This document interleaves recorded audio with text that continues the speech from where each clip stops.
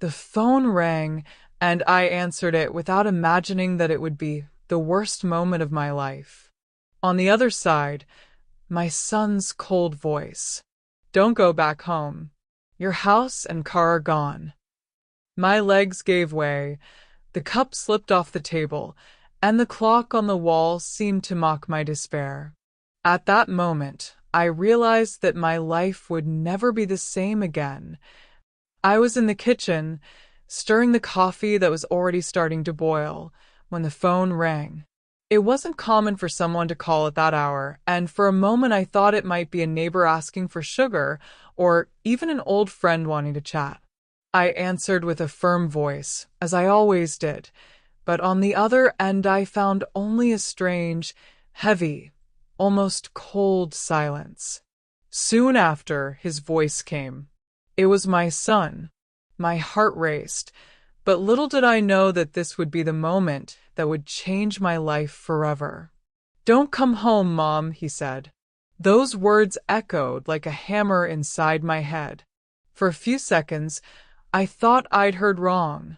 The spoon slipped from my hand and fell to the floor, spilling hot coffee all over the stove. I asked what that meant, but he didn't repeat it gently or calmly. His voice was dry, harsh, and sharp as a razor. My body froze. I felt my legs tremble, as if the ground had opened up beneath me.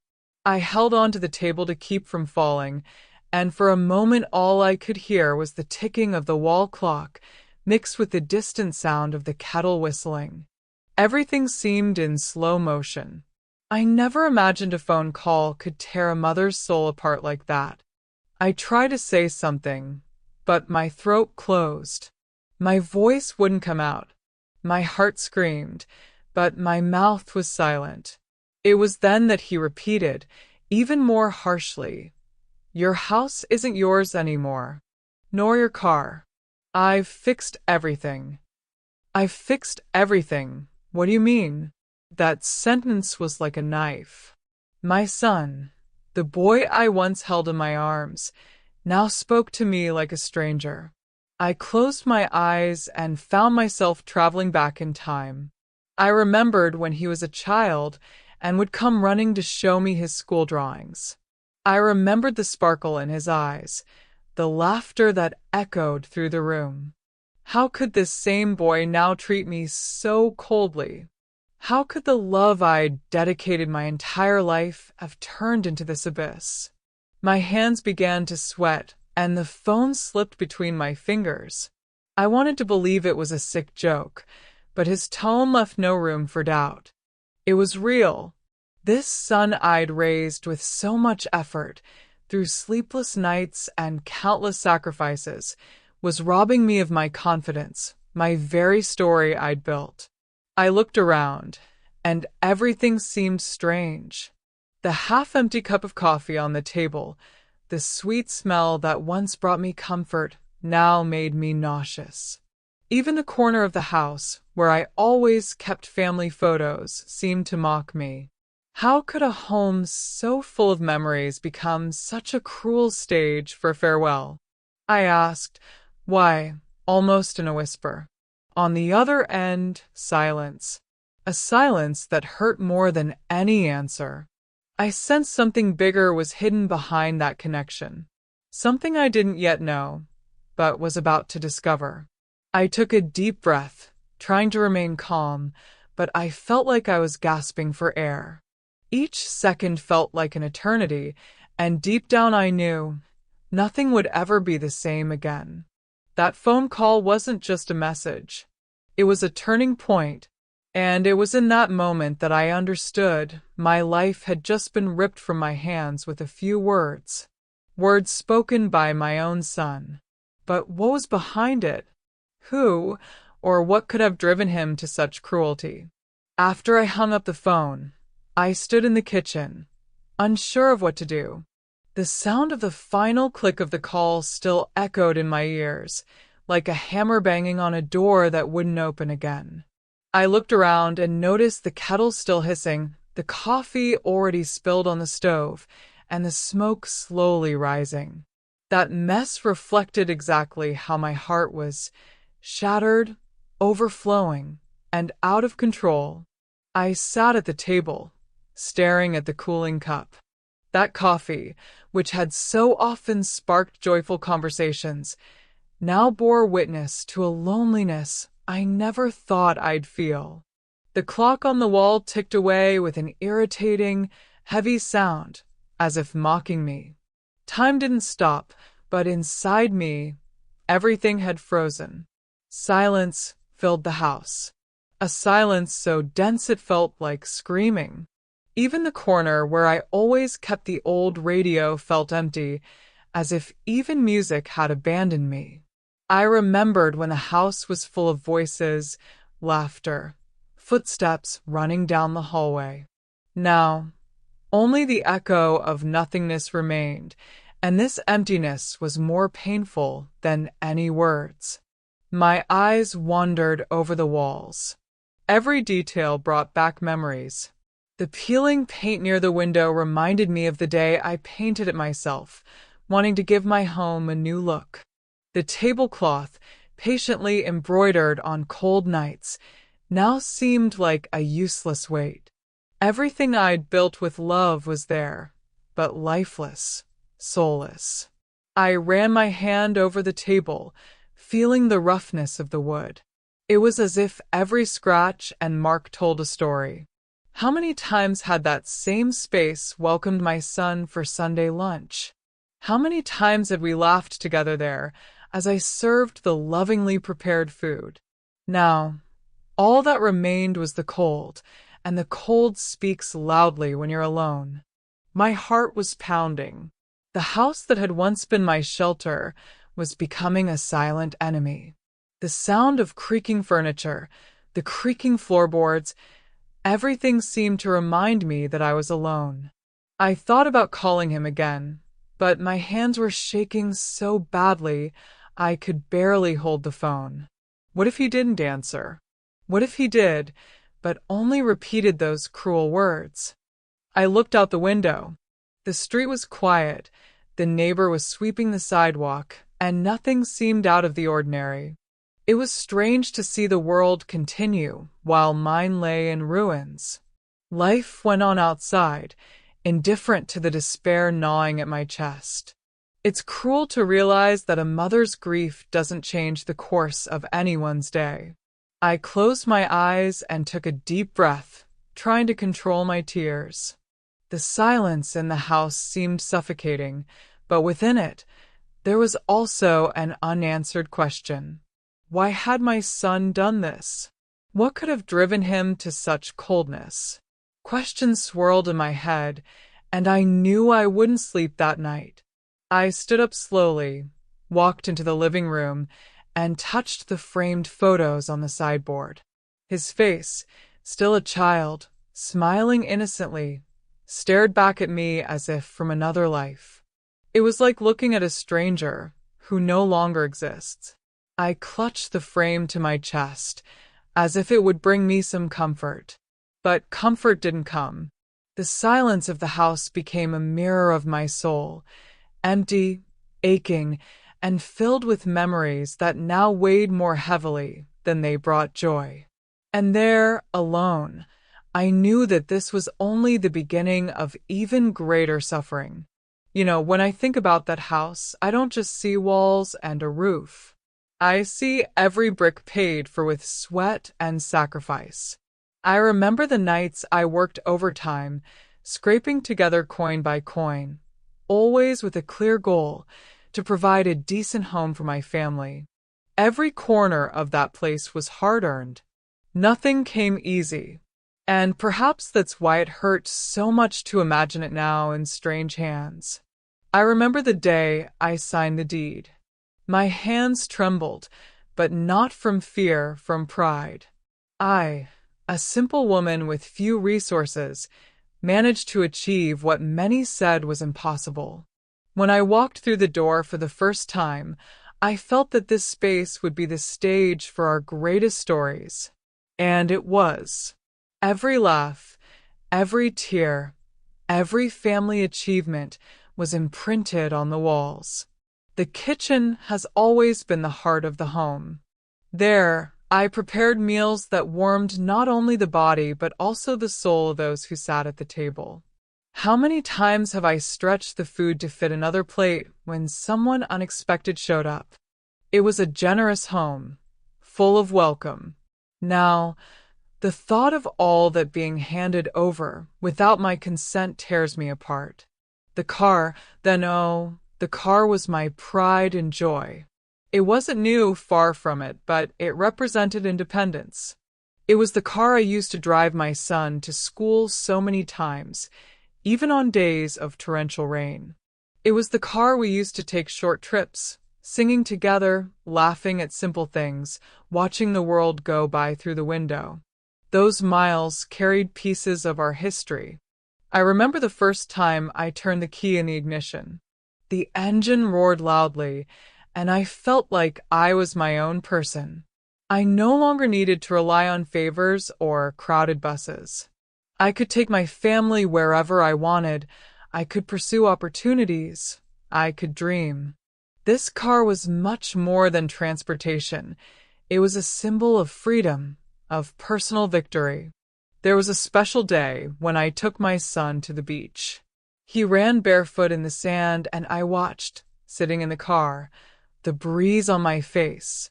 That scene was etched in my memory as a portrait of the simple happiness I'd fought so hard to provide. And now that same car was gone, as if it were nothing. The living room smelled of wood and memories. There we celebrated birthdays, sang happy birthday with a makeshift cake, and even cried together during difficult times. It was a living, breathing space.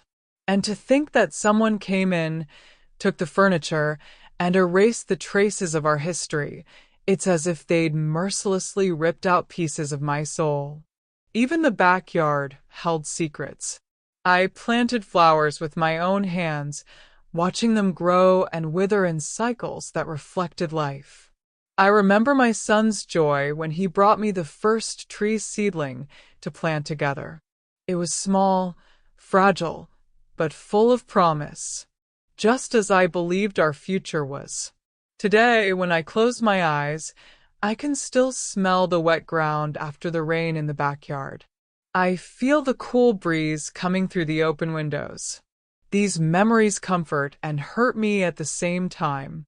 It's cruel to know that the memory is mine, but the physical space no longer belongs to me. The past, however beautiful it may have been, has now become a wound, because every good memory contrasts with the bitter reality of the present. And I ask myself, what was the point of all that effort, all that dedication, if in the end everything was taken from me without even a warning?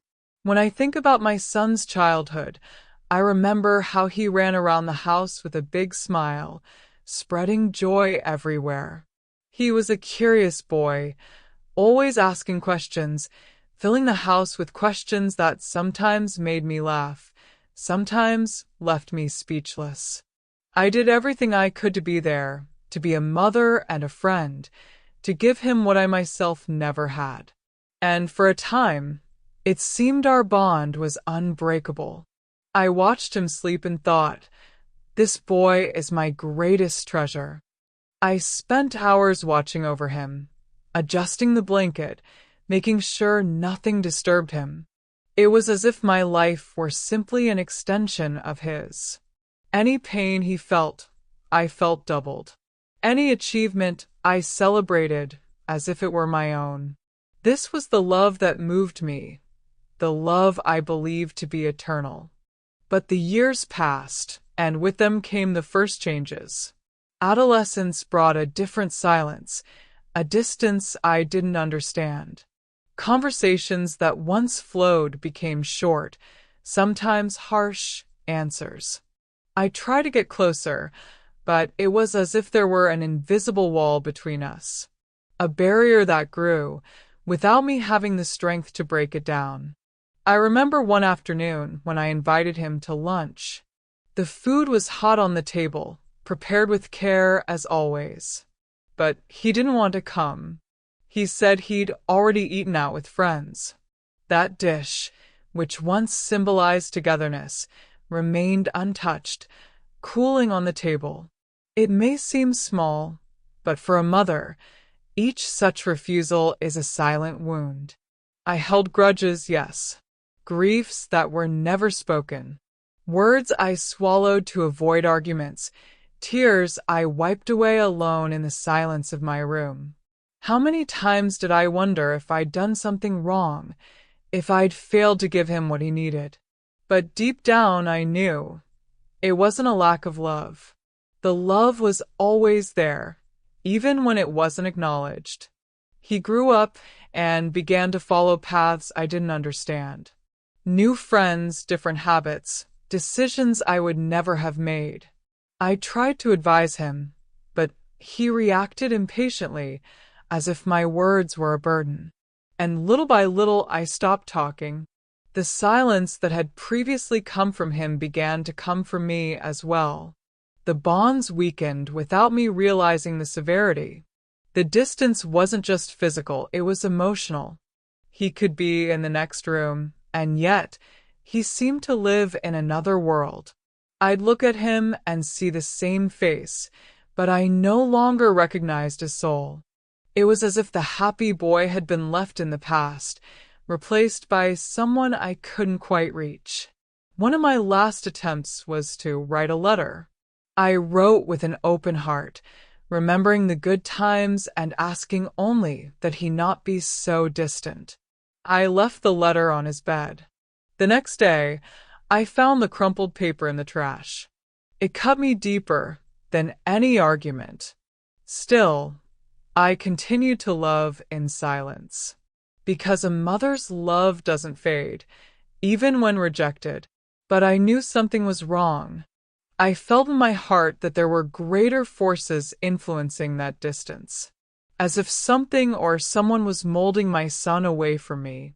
And today, looking back, I realized that perhaps the signs were there all along. Small gestures, small changes that I didn't want to see. Maybe because the truth was too harsh. Maybe because I believed love was enough to hold it all together. But it wasn't. I remember, well, the last time we all gathered around the table. It was supposed to be a celebratory gathering, but from the start, the air was heavy. The scraping of chairs on the floor sounded like an omen. The smell of food, which had so often brought warmth, that night seemed only a disguise to hide the distance between us. I already sensed something was wrong, but I didn't imagine the magnitude of the storm that would come. He arrived late, as if he didn't want to be there.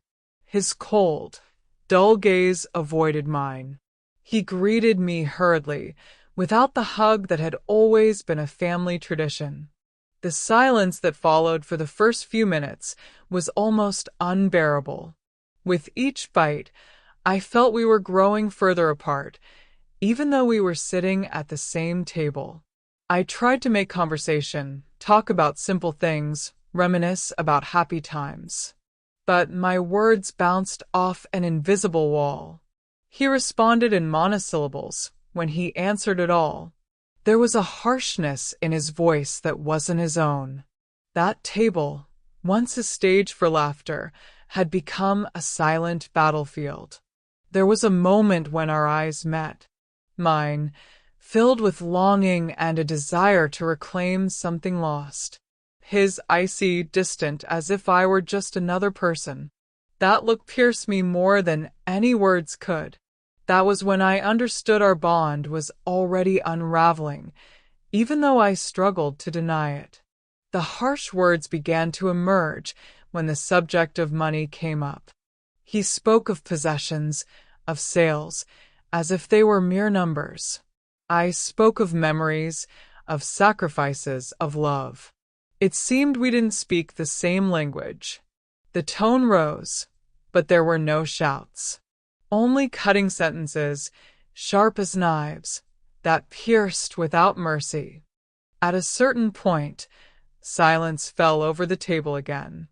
A suffocating silence, where even the sound of cutlery seemed aggressive. Averted eyes, heavy breathing, and within me the certainty that something had been lost forever. I tried to swallow the food, but it felt like a stone in my throat.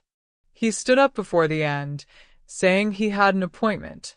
He didn't look back, didn't wait for goodbyes. He simply left, letting the door slam shut behind him. That sound echoed through my chest like a goodbye I didn't want to hear.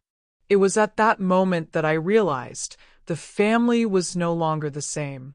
After he left, I stared at the empty chairs. What had once been a symbol of unity now became a testament to discord. I touched the tablecloth, still stretched out, and felt as if every fiber held the pain of that encounter. The food lay cold, untouched, as if it, too, had given up its role. The memories of that night remain with me to this day. It wasn't just a failed reunion. It was a cruel reflection of how far we'd drifted apart. And even if I wanted to forget, every detail still lives within me. The sound of the door, the suffocating silence, the looks that said more than any words. And it was from that encounter that I began to notice even clearer signs. Signs that he was no longer just distant, but that something inside him had changed irreversibly. After that night, the house never sounded the same again. Silence, which had once been restful, became a heaviness. Walking through the rooms was like hearing echoes of a past that would never return. I ran my fingers along the walls, as if seeking solace, but found only coldness. The echo of loneliness is treacherous. It repeats not only sounds, but also pain. The mornings lost their shine. I woke up early as always, but there was no longer any reason to prepare coffee with such care. I put the kettle on, and the whistle sounded like a scream inside me. The table, set for one, seemed to mock my condition. Eating alone is one of the cruelest gestures life can impose on someone who has always lived to share. The nights were even worse. The clock ticked away, and I lay awake, staring at the ceiling. Questions swirled through my head like a never-ending movie. Where did I go wrong? Why had he changed so much? Was there still room for hope? Sleep came late, filled with confusing dreams, almost always interrupted by muffled crying into the pillow. Loneliness, when it sets in, doesn't just occupy the house. It penetrates us. I felt empty in my chest, as if something had been ripped out. Even the bird song in the morning, which always filled me with life, seemed distant, muted. Loneliness isn't just the absence of people, it's the absence of meaning. I began to observe the street more through the window. I saw neighbors talking, families walking, children running. It was like watching a spectacle I was no longer a part of. The contrast between the world outside and my emptiness inside was cruel. And I wondered, did anyone notice my silence? Did anyone remember me? Some days, the routine seemed endless. I'd tidy the house, do the laundry, and tend to the garden, but it all felt lackluster. Every chore that had once been done to keep the family afloat was now an automatic ritual, almost purposeless. The sound of the washing machine was my only companion for entire afternoons. There were times when I'd pick up the phone just to hold it. I wouldn't call anyone, just stare at the phone, waiting for it to ring. My heart raced with any notification, but it was never from him. Never were words that could fill the void. The wait, day after day, became my silent penance. My body began to feel more tired, heavier. Loneliness weighed not only on the soul, but also on the flesh. My steps slowed, my hands trembled, and worst of all was knowing that, even if I collapsed there in the house, no one would immediately notice. The fear of being forgotten turned into certainty. Memories became my only faithful companion. I would sit in the armchair and close my eyes, reliving old moments. The smell of cake in the oven, the sound of laughter in the living room, the sound of footsteps running down the hallway. These memories warmed me, but they also hurt, because remembering is, at the same time, reliving and losing again. And amidst this echo of solitude, a certainty haunted me. Something was yet to come. I didn't know when or how, but that absence wasn't just distance. It was a warning. A dark warning that even greater secrets lay hidden. The first clues didn't come from me, but from my neighbors. Whenever I went out to sweep the sidewalk or buy bread, I noticed curious glances, whispers that stopped as soon as I approached. One day, an older neighbor, the kind who speaks without mincing words, commented, "Your son's been doing some strange business, you know? He sells things too quickly." That kept ringing in my head. At first, I didn't want to believe it. I thought it was just gossip, the product of the sharp tongues so many people have when they have nothing better to do. But soon others began to insinuate the same. They say he's been getting rid of possessions at very low prices, I heard in a whisper at the grocery store. My heart raced with each comment. It was as if pieces of a dark puzzle were falling into place before my eyes. I remembered his cold words on the phone, when he'd said he'd already resolved everything. Resolved, as if assets earned through sweat and sacrifice were simply sale items. And the more I thought about it, the more my stomach churned. Something was very wrong. It wasn't just a rash decision, it was haste. It was hidden desperation. One afternoon, while watering my plants, I overheard two young men talking near the gate. They said my son had hurried past an office, selling papers, signing them without even reading them properly. I felt a chill. This wasn't the attitude of the boy I raised, who always asked me for advice before making any decision. Who was this man he had become? I began to notice the details. The expensive clothes he wore, the unusual car parked in front of his house. Everything was at odds with our reality. He couldn't maintain that standard without something behind it. The rush to sell, the silence on his calls, the sudden withdrawal, everything pointed to a deeper secret, one he didn't want me to discover. Once a neighbor knocked on my door and, with a look of pity, said, "Ma'am, forgive me for saying this, but they say he owes a lot of money." My heart nearly stopped. Debt? How? I'd always taught my son to live within his means, to value every penny.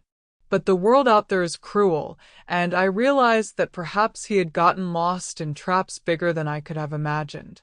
The news spread fast. Every corner seemed to carry a new version. Some said he was being pressured, others that there was someone behind it, manipulating his choices. I tried not to listen, but the words haunted me like ghosts. And deep down, something inside me knew these weren't just rumors. I spent entire nights thinking about it, sitting in my armchair, staring into space, connecting the dots. The rush to sell the house, the cold phone calls, the strange looks from people, none of it was a coincidence. My maternal instinct screamed that a dark truth was about to be revealed. With each new discovery, my heart sank deeper. I wanted to confront him, ask for explanations, look him in the eye, and hear the truth. But the fear of being rejected again paralyzed me. Calling and not getting an answer would be a pain I didn't know if I could bear again. And so, amidst rumors and silence, the shadow of mystery grew. I no longer knew who to trust, nor how deeply my son was involved. But something told me the worst was yet to come. After hearing so many rumors, I summoned the courage to call him. The phone trembled in my hands as if it weighed a ton. I slowly dialed the numbers, feeling my heart race with each ring. The sound of the call seemed to echo within me, but no one answered. With each second without an answer, the anguish grew. The silence on the other end of the line was crueler than any words. I waited a few minutes and tried again. This time, the call went straight to voicemail. Hearing that recorded, automated voice saying, "Leave a message," was like being slapped in the face. What could I possibly say in a message? "Son, tell me the truth." The words wouldn't come out. I hung up without saying anything, tears already streaming down my face. In the following days, I tried again. Always the same result: ignored calls, unanswered messages. It was as if my number had become invisible to him. I felt like I was begging for his attention, and it hurt me deeply. His silence wasn't just a lack of voice, it was rejection. With each failed call, my mind created dialogues that never existed. I imagined myself saying, "Why did you do this to me? Where is the son I raised?" I imagined him responding with regret, with explanations that would comfort me. But these were just fantasies. In reality, what I received was silence. There was a night when I stayed up until dawn with my phone in my hand. I waited for a ring, a message, anything. The clock's hands ticked slowly, and loneliness crushed me. When I finally fell asleep, it was with the phone still pressed against my chest, as if it were a fragile link to someone who no longer wanted to hear from me. I was afraid to look for him in person, afraid of knocking on the door and not being welcomed, afraid of seeing the same coldness in his eyes I'd heard on the phone. This fear paralyzed me more than anything else, because a mother endures much pain, but seeing her own child deny her existence is a wound that never heals. My neighbors began to notice my uneasiness. Some told me to persist, others advised me to let it go. But how could I let it go? How could I turn my back on my child? Every attempt to push the thought away was futile. It was everywhere, in the smell of coffee, in the corner of the yard, in the emptiness of the living room. The phone became my waiting companion. Every time it rang, I rushed to answer, but it was never him. It was propaganda, deception, people looking for someone else. Each time it wasn't his voice, my heart broke a little more.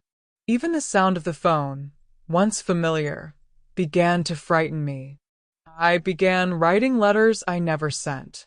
On paper, I said everything I couldn't say on the phone. I told him my pain, my doubts, my hope that he would return to being the son I knew.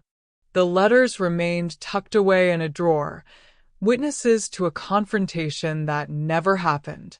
And so, between failed attempts and unspoken fears, I lived with the weight of a silence that crushed me more each day. The confrontation that didn't happen became the deepest wound, because it left me without answers, only with questions that echoed within me. The rumors circulating were already painful, but nothing compared to the moment I found concrete proof. One day, an old family acquaintance who worked in a notary's office took me aside. With a look of compassion, she handed me a copy of a document. "Ma'am, I shouldn't show you this, but you need to know." My hands trembled as I received the pages. It was a sales contract. There, in black and white, was my son's signature, confirming the haste with which he had disposed of the house. There were no protective clauses, no precautions taken. Everything seemed rushed, as if someone had pressured him. I read and reread the paper, and each word was a stab in the back. My house, my home, handed over like someone freeing themselves from a burden. But it didn't stop there. Days later, I discovered he'd also signed up for loans with exorbitant interest rates. The debts were greater than I could have imagined. I realized my son wasn't just getting rid of assets, he was being swallowed by a financial abyss. And worse, it seemed he wasn't alone. I heard there was a man, always seen by his side, who seemed more like a shadow than a friend. A soft-spoken man with a cold gaze, the kind that inspires suspicion from afar. Many commented that he was the one encouraging him, pushing him into rash decisions. The idea that my son was being manipulated gnawed at my heart. I began to remember past situations where I'd noticed a strange nervousness in him, as if he were hiding something. Short phone calls, averted glances, quick visits that always ended with the phrase, "Don't worry, Mom. Everything's under control." Now I understood. It had never been under control. He was entangled in something bigger, something beyond him. One day, while rummaging through an old box he'd left in the basement, I found crumpled papers, drafts of debts, notes with numbers that made no sense to me.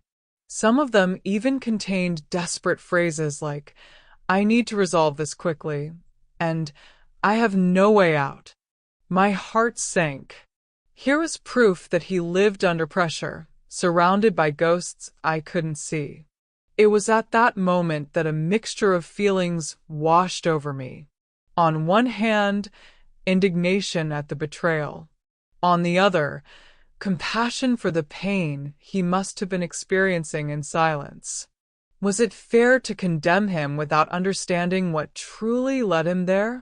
Or had I been blind to signs that had been right in front of me for a long time? The nights became filled with these reflections. I relived every conversation, every gesture, trying to pinpoint the point at which my son had stopped being the boy I once knew and become this tormented man. The answers didn't come. Only more questions, more silence, more pain. The discoveries, instead of bringing relief, only opened the wound even further. Because they confirmed that the loss wasn't just material. There was something deeper, darker, eating away at my family from within. It was as if a shadow had settled between us, and I didn't know how to banish it. And deep down, I feared that the secrets weren't over yet. That what I discovered was just the tip of a much larger iceberg, about to sink what little piece I had left.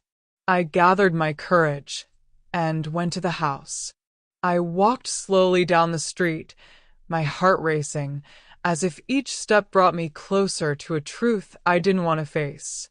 When I turned the corner and saw it, I felt a pang in my chest. It looked the same on the outside, but there was something strange, an air of abandonment mixed with newness. It was like seeing an old friend wearing a mask. As I got closer, I noticed the first change. The door had been replaced. That what I'd so often opened carefully, that creaked on rainy days, that I heard banging on windy afternoons, was no longer there. In its place, a new, cold, historyless door. And it was in that detail that I realized it wasn't my home anymore. I touched the exterior wall, remembering the times I'd leaned against it to rest while carrying heavy groceries. Every stain, every scratch in the paint held a memory. But now, the touch-ups erased traces of who I'd been. I felt like a stranger in my own home. I looked out the window, trying to glimpse the interior. What I saw made me shiver. The emptiness. None of the furniture that had once occupied that space was there. The room that had once been full of life now looked like an abandoned scene. The sofa where I had lain exhausted, the table that had held so many meals, everything had disappeared as if it had never existed. My heart cried out, "It can't be true. It can't be real." But it was. The house where I celebrated birthdays, where I kept secrets, where I mourned losses and celebrated victories, was now stripped of everything, as if not only the furniture had been ripped out, but also the memories. I closed my eyes and for a moment heard the old sounds: laughter in the hallway, hurried footsteps, my son calling me from the kitchen. But when I opened them, the empty silence brought me back to the cruel reality. What had once been home was now just a building, hollow walls without a soul. I stood in front of the gate, feeling as if I were standing before a tomb, not of a person, but of an entire life. How many years had I struggled to build that home? How many sacrifices had I made? And now, in the blink of an eye, everything had been ripped away from me without so much as a warning. A neighbor passed by and looked at me with pity. I lowered my eyes, ashamed, as if I had lost not only my home, but also my dignity. It's strange. When you lose something, the world acts as if it were only material. But when that possession is your story, the emptiness is priceless. I walked away slowly, like someone saying goodbye to a loved one without wanting to leave. Each step was a silent farewell. I knew I would never enter there again. Not as owner, not as mother. That house no longer belonged to me, and in a way, it was as if my own life had been sold along with it. That day, I learned that losing a home is more than losing a roof over your head. It's losing pieces of yourself. And the wound left by that loss doesn't heal easily. When I returned my gaze to the garage, I felt an indescribable pang. The space was empty, bare, as if it had never held anything. But I knew this was where my car rested after so many years of loyalty. Seeing the floor marked by old oil, but without the vehicle there, was like looking at a body without a soul. The car wasn't just an object. It was part of my life. It was the car I drove my son to school in, on rainy and sunny days alike. It was the car we rushed to the hospital in when his fever soared. It was the car we sang off-key songs in on short trips, just for laughs. Every kilometer we drove held a memory that now seemed stolen along with the metal. I remember when I bought that car. It wasn't new, but to me it was like a trophy. I saved money through hard work. I refused small luxuries, all for my independence. Turning the key for the first time was a feeling of victory, as if I had conquered the world. It was freedom, it was autonomy, it was achievement. The empty garage brought back all those memories at once. I saw the day we drove to the countryside, the trunk full of groceries, and my heart full of hope. I saw my son sleeping in the back seat, his face peaceful, as if the car were an extension of my lap. How could I erase those images from my mind? Every scratch on the car had a story. One of them, I remember well, was at the grocery store, when a cart hit it sideways. I complained at the time, but later laughed it off, saying it was just another battle scar. Now I think, maybe they were scars from my own life. Because that car carried more than just weight. It carried pieces of our history. And now nothing. Just emptiness. The echo of absence. The deafening silence of a space that should have housed a companion of so many years. It was as if someone had ripped out an entire chapter of my life, without even consulting me. I tried to console myself by telling myself, it's just a car. But it wasn't. It never was. It was proof that I fought, that I conquered, that I was able to get up so many times when everyone doubted me. It was my symbol of victory.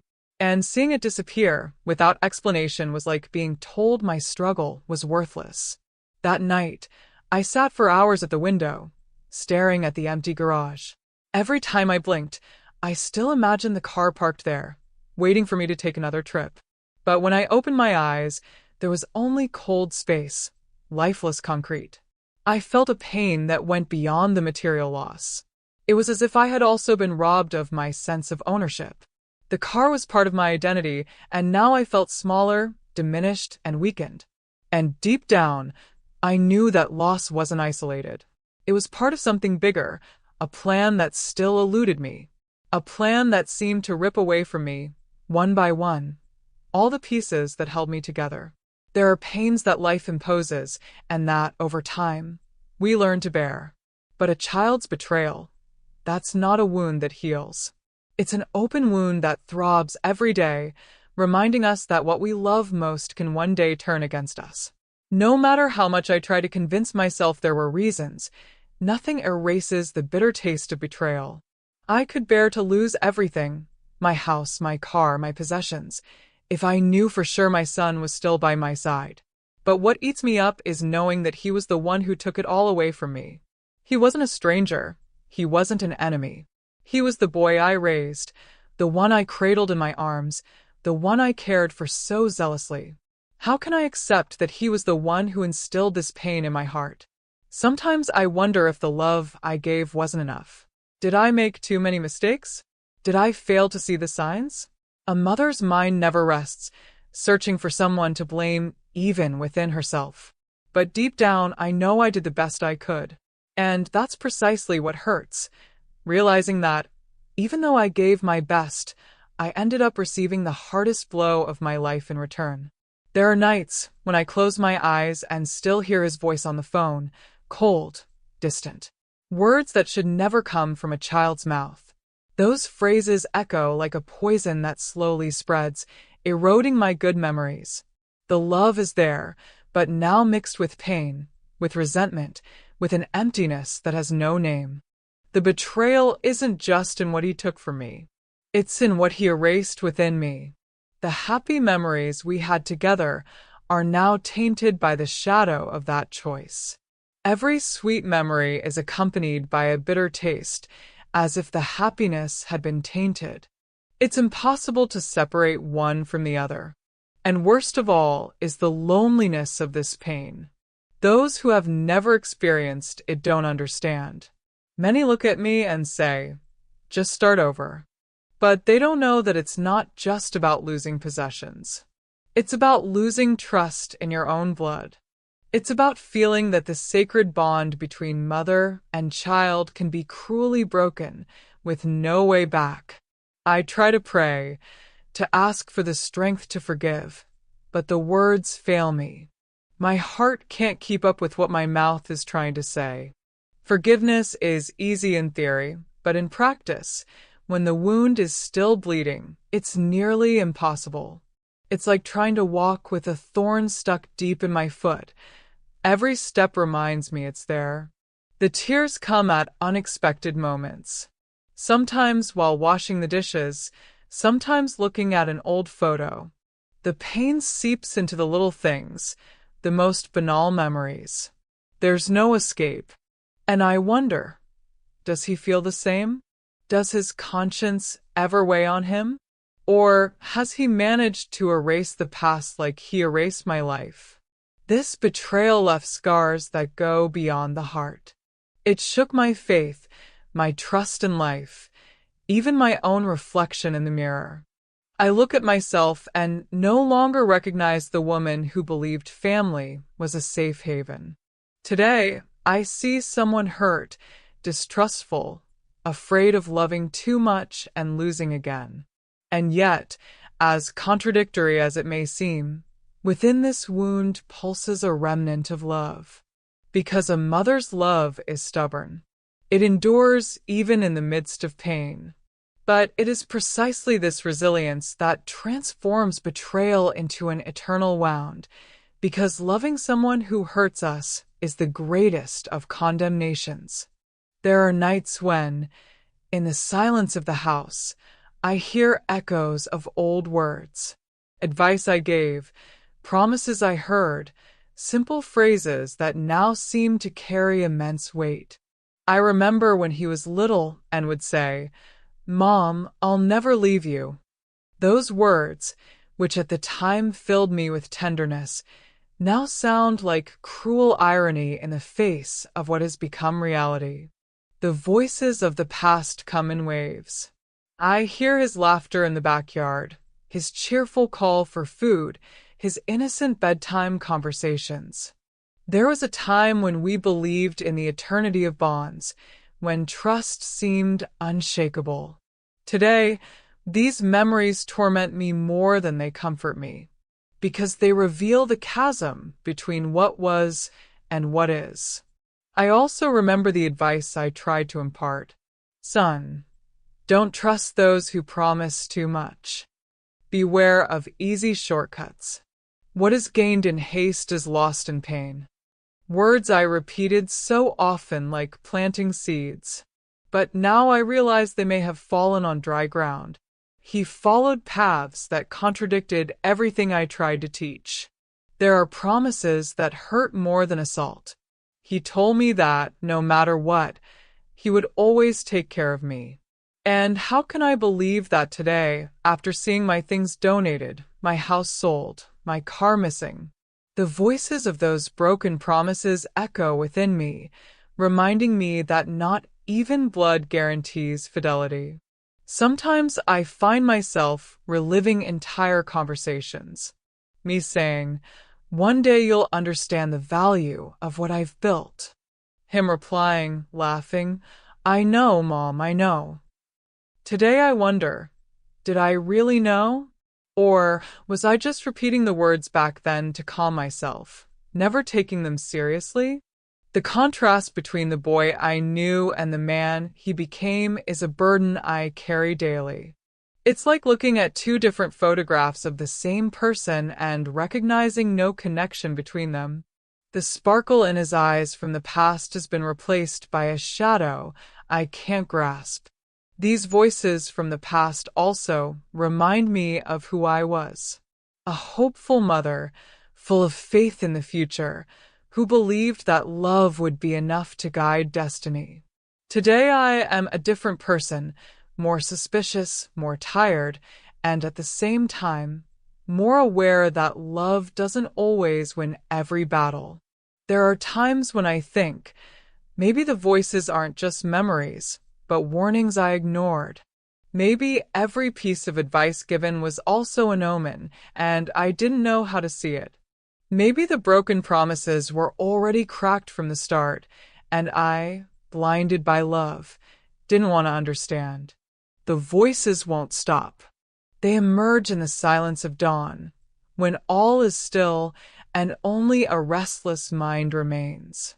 They speak of lost innocence, of betrayed trust, of choices that changed destinies. They are ghosts that won't let me rest, constantly reminding me of the distance between mother and son. And deep down, I know these voices will accompany me until the end of my days. Because they're not just old words, they're sonic scars tattooed on my soul, reminding me of who he was and who I lost. As the days pass, I realize my body no longer responds as it once did. My legs feel heavier, my steps shorter, and even getting out of bed requires effort. It's as if each bone carries not only my age, but also the accumulated pains of life. Old age has a weight that isn't measured in numbers, but in silences, absences, and memories. Sometimes I look at my wrinkled hands and think of all they've done. They kneaded bread, embroidered clothes, held a feverish child, caressed a beloved face. Today, they tremble before a cup of coffee. It's cruel to see the strength I once had turn into fragility. It's as if life is reminding me, every day, that I'm closer to the end. The mirror has become my silent enemy. When I look at myself, I barely recognize the woman reflected. The eyes are still mine, but they're dull, tired. The scarred skin tells stories few want to hear. And inside me, the question persists, who will care for me when I can no longer? Loneliness makes old age even harder. It's not just the joint pain or the difficulty sleeping. It's the weight of not having someone to share your routine with, to hold your hand in difficult times, to tell you everything will be okay. The absence of family at this stage of life is like a double punishment. Fear of the future haunts me. I think about illnesses, falls, endless nights without help. I no longer have the security I once had, the certainty that someone would come if I called. It's a silent fear, one that doesn't scream, but gnaws at me. Because I know that if something happens, perhaps no one will notice in time. I also feel the weight of my soul. It's not just my body that ages, it's my heart that tires of waiting for answers that never come. With each passing day, hope mingles with resignation. It's as if life is asking me to accept that certain pains will never go away. I remember my parents and how they've aged. Even through hardships, there was always someone nearby, a support, a presence. I, however, find myself alone, without the embrace of a child, without the assurance that someone cares. This hurts more than any illness. The weight of old age isn't just about carrying years, but also about carrying memories without being able to share them. Conversations that never happen, stories that aren't heard, advice no one asks for anymore. It's as if the accumulated experience becomes a useless burden, kept only within me. There are days when I feel like giving up, like giving in to exhaustion. But something inside me resists. Maybe it's life's stubbornness. Maybe it's that thread of a mother's love that never fades. Even fragile, even tired, there's still a flame within me that insists on staying lit. And yet, I can't shake the fear that my end will be lonely, that my final days will be marked not by company, but by echoes and shadows. This is the true weight of old age, the uncertainty of what tomorrow will bring, and the emptiness of having no one to walk beside me. The truth arrived silently, almost cruelly. It wasn't my son who told me, but a distant acquaintance, the kind life throws at us when we least expect it. He looked me in the eye and said bluntly, "Your son didn't do it alone. He was being pressured." Those words were like a punch in the gut. Suddenly, everything made sense, and at the same time, nothing made sense. I discovered that the debts were just the tip of the iceberg. There were dangerous people involved, people who don't forgive delays, who demand payment with violence. My son, cornered, began selling everything he owned, like someone trying to put out a fire with a glass of water. The haste, the desperation, the coldness on the phone. Now I understood. It was fear. But there was more. I was told he had also been seduced by promises of easy money, quick deals, and unrealistic profits. Unscrupulous people surrounded him, offering shortcuts, and he believed them. I'd always been afraid of shortcuts in life, and now I saw my son trapped in a web he couldn't escape. The most painful thing was knowing that, at some point, he chose to hide everything from me. Maybe to protect me, maybe out of shame, maybe because he no longer trusted me. But his omission was a second betrayal. I would have faced the world alongside him if I had been called. But he chose to fight or surrender alone. With each new revelation, my heart was torn between anger and compassion. Anger for having been deceived, for having lost everything. Compassion because I realized my son was also lost, suffocated by forces greater than himself. It was like looking at someone drowning and realizing there was no saving them. I also discovered that the shadowy figure who always accompanied him wasn't just a friend. He was a collector in disguise, someone who benefited from my son's naivete and fear. He was the one who convinced him to sell quickly, to not think, to sign papers without reading them. A ghost in the flesh who took advantage of the weakness of someone who was once my boy. The outcome was unexpected because, deep down, I still believed my son had done everything by choice. Discovering that manipulation and threats were mixed and left me in pieces. Because, in a way, the traitor wasn't just him. It was also the cruel world that swallowed him. Still, the fact didn't change my reality. I remained homeless, carless, without what I'd spent a lifetime building. The reasons didn't lessen the emptiness. They explained, yes, but they didn't console.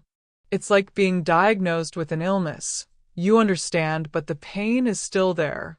I felt a mixture of relief and despair. Relief at finally knowing the truth, at no longer being trapped by unanswered questions. Despair because this truth was even more bitter than I could bear. There was no single culprit. There was a chain of mistakes, bad choices, and bad influences that combined to destroy what we had built. And in the end, I was left with the worst feeling, that everything could have been different if he had trusted me. If he had opened his heart, maybe there would have been another way out. But the outcome was already written, and I was just watching the results of choices that were never mine. Today, when I look back, I see that I'm no longer the same woman. What I experienced ripped my skin and left me raw, but it also showed me a strength I didn't know I had. Starting over wasn't a choice, it was a necessity. And yet, each step I take carries the shadow of what I lost. Life forced me to tread on terrain I never wanted. The scars are there, marking not only my soul but also my tired body. They are memories that won't go away, even when I try to distract myself. The smell of coffee still takes me back to that morning of the phone call. The empty garage is still a ghost I visit in my dreams. My own home, now owned by others, appears like an open wound every time I pass by. I've learned that nothing is guaranteed, not even a child's love. This is the hardest lesson of all. I always believed blood ties were unbreakable, but I discovered they can be corroded by debt, vested interests, and manipulation. And this makes me wonder, how many mothers in the world experience the same thing without having the courage to speak out? The pain transformed me, but it didn't erase my ability to feel. I still love, I still care. I still carry the stubborn hope that one day he'll realize the harm he's done. Maybe that's my mistake, waiting. Maybe it's also my strength, not giving up completely, even when all seems lost. The nights remain long, but in them I've found an unexpected refuge, my own reflections. I've started talking to myself, revisiting my history, understanding that, although my possessions and memories have been taken from me, there's still something left that no one can take away: my voice. It's with it that I share my experience today, not to cause pity, but to sound a warning. Starting over is lonely. I no longer have a full house, nor a car in the garage, but I still have myself. And oddly enough, I've discovered that this is enough to keep me going. The world can take almost everything, but as long as there's life, there's still room to rebuild. Even so, the distrust remained. I learned to look at people cautiously, to doubt easy promises, to distrust quick smiles. My naivete died along with my losses. Today, I walk more slowly but with more alert eyes. What scares me most is the future. I don't know what my final years will be like, or if I'll have company, but I know I'll be marked by this story. And perhaps it's precisely this mark that will make others think before blindly giving themselves over to love or trust. And if one day my son knocks on my door, I don't know what my reaction will be. I don't know if I'll embrace him with tears of forgiveness, or if I'll close my heart forever. This is the question that haunts me. Is there still room for reconciliation, or can what's broken never be mended? In the end, I leave this story as both a warning and a mystery, because life doesn't give us all the answers. Some remain suspended, like echoes that won't be silenced. And I, with my scars, move forward, not knowing if this was truly the end or just another chapter in my pain. I know that every word I've said here may sound like a lament, but it isn't. It's a warning. Life has taught me that sometimes the greatest pain doesn't come from strangers. It comes from within. I lost a house, a car, but what hurt me most was losing trust in my own blood. And I wonder, how many mothers, how many fathers, how many families live stories like this hidden behind closed doors? How many believe that blood ties are unbreakable until they realize they can slip away like sand through their fingers? Maybe your story isn't the same as mine, but I know no one emerges unscathed when betrayal comes from the one we love. It leaves scars that never fade, scars that stay with us until the end. And now I ask you, what would you do in my place? Would you forgive? Would you have the strength to start over? Or would you simply let the past die? Leave your opinion in the comments. I want to hear it. Like this video, subscribe to the channel, and activate the bell, because stories like mine need to be heard. Who knows? Maybe next time you'll find insights into your own life.